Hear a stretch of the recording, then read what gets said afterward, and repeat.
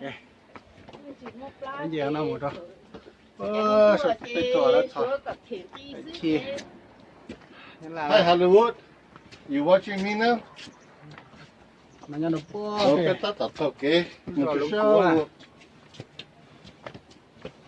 Cái gì ta tập kia bé sẽ tụi bé tập quá, sao nó sẽ bạn nào tới tôi đi đây là một đâu sao tôi bị thua à sẽ cứ buộc về chừng buồn đầu nữa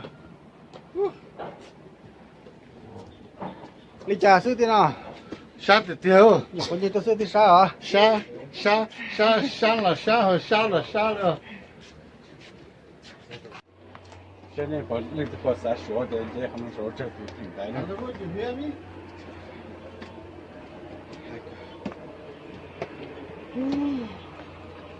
You hear me? Fantastic. There's a long way to go. sao được chưa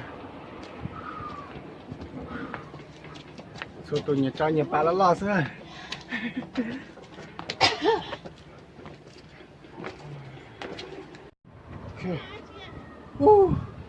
sẽ được tiền hơn hiện tại nào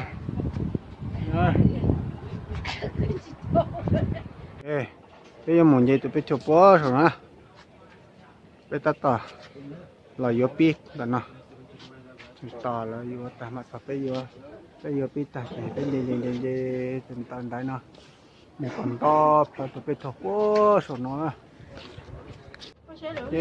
nhìn to đọc là sao tụi bây thua là nó bây thua nhá nó nữa chỉ có chào cháu tụi bây thua nó vậy là bố số trên chiều bọt tan thầu lúa rồi nó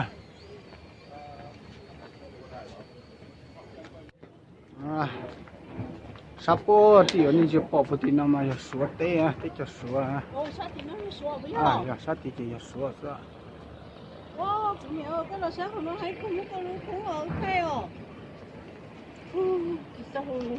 nó tên này là gì rồi chế sủa Cái hay sát thì nó sủa thân đó.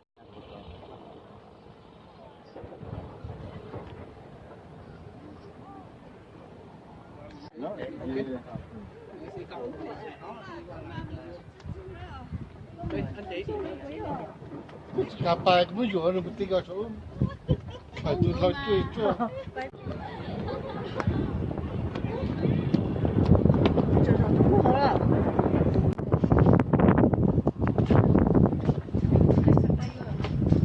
Lòng lấy.